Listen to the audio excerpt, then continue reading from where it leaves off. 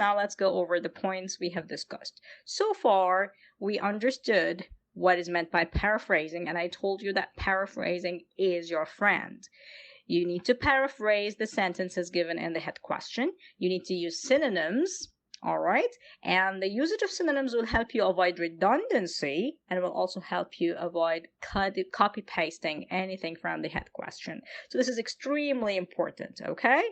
The second point that we have discussed was about how to maintain a very formal tone. That is, you avoid contractions. And what I mean by contractions, as I told you earlier, I mean the short forms of certain words. Like, for example, is not has a short form, which is isn't.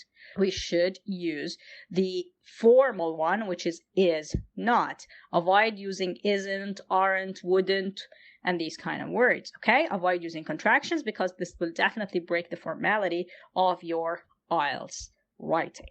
Now, let's go to point number 3.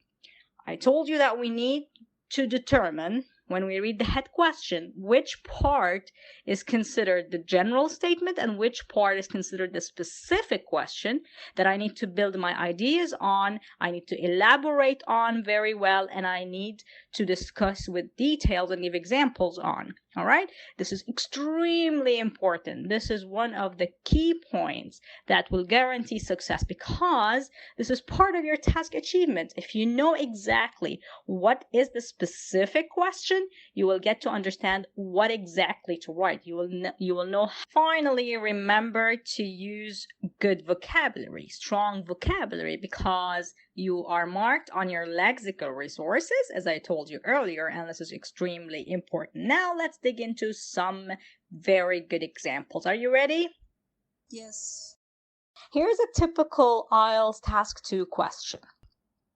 Some people argue that homeschooling is better than sending kids to school, while others believe that school life brings a lot of benefits.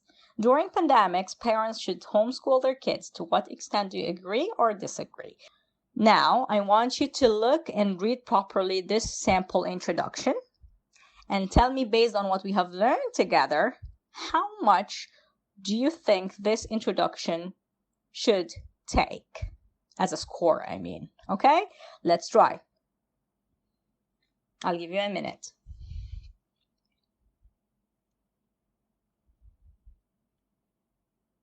Okay. Johara, you're ready, huh? All right. Okay, tell me. What's your guess? I don't know. Maybe 7. Oh, a 7. Okay. All right. Okay, let me know the others' opinions as well, and then I will tell you my opinion.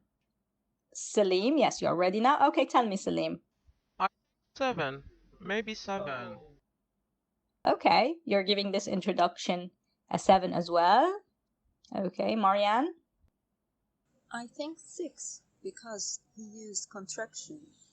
All right, you're giving it a 6. Okay, thank you for your guesses, but guess what? This particular introduction will typically take a 4, maximum 5.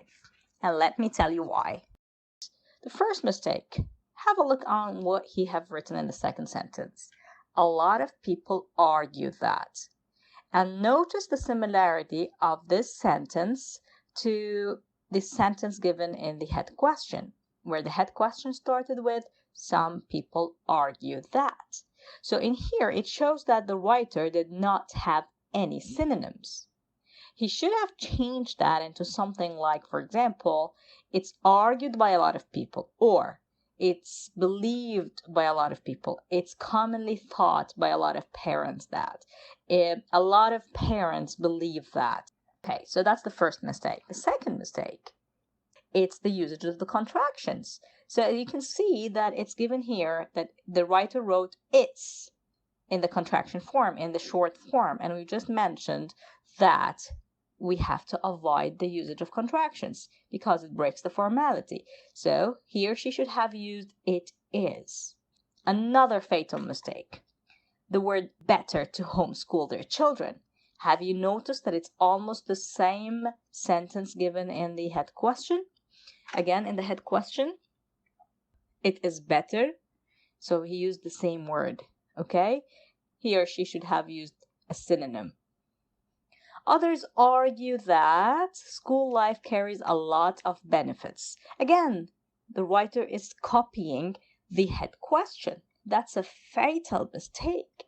A lot of benefits in the head question is repeated in the answer. A lot of benefits. And we said paraphrasing. Paraphrasing is the key. We really have to paraphrase the sentence. Use synonyms. Okay, how could the sentence be modified? Marianne? Yes, please. Go ahead, Marianne. Tell me. Maybe we can use a lot of merits or a lot of advantages. Perfect. Good job, Marianne. So instead of saying a lot of benefits, Marianne is suggesting changing it into a lot of merits or a lot of advantages. Perfect. Isn't, can you see the word isn't in the introduction?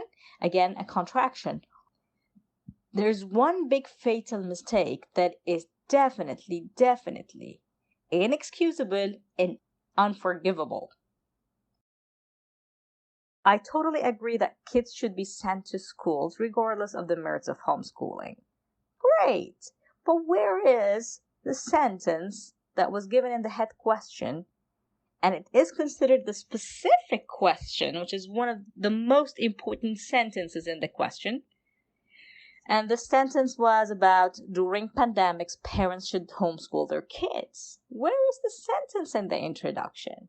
So, make sure when you paraphrase, you do not skip sentences. Make sure that you go sentence by sentence and make sure that you are paraphrasing the specific question, okay, before giving your opinion.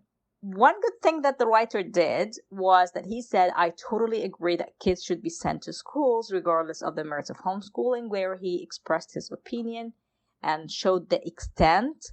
As I told you earlier, the word extent here in the head question means that we need to know the power of your opinion. Are you totally against it, or are you somehow against it, or are you completely against it, or are you partially with it or against it, or whatever? So now again the same question, but there is another sample introduction. Tell me your expectations or guesses. Okay, Marianne? I think it takes 9. Oh, Marianne, you're very generous. A 9. Okay, well, basically, you're right. This is definitely a 7 plus. First of all, have you noticed that this writer wrote a general statement? The quality and effectiveness of education is a global concern. This is a general statement, and that is definitely something good to start with before jumping into paraphrasing the head question. So he definitely nailed it this way. Now, the second thing, it is believed by a lot of parents. Have you noticed the paraphrasing? So this guy really knows what he's doing, you know? All right, let's go to the third part, which is, for example, he said, while others argue that homeschooling is more convenient. Remember, Salim, I think you suggested, or Marianne, I don't remember who suggested the word convenient instead of better. So as you can see, this writer is very smart. He is not copying sentences from the head question. He is using synonyms, and he's definitely using strong vocabulary. Now, notice the sentence. During global epidemics, parents should consider homeschooling. Now, this person nailed it because, first of all, he paraphrased the very important statement in the head question. He paraphrased it. Second of all, he even changed the word pandemic to epidemic, which is a good synonym. So that shows that this person really has very good lexical resources. Now, then finally, he stated his opinion, clear, about homeschooling, whether it should be applied during global pandemics or not, because that is the specific opinion. Your opinion and their entire essay should be built on whether or not homeschooling should be applied during global pandemics, and not about whether homeschooling is better than sending kids to school or whatever. So it's really important to know what is your opinion about, and it should be answering the specific question. Okay, everyone? Perfect. Now let's go and try writing our own introductions. Let me give you an example.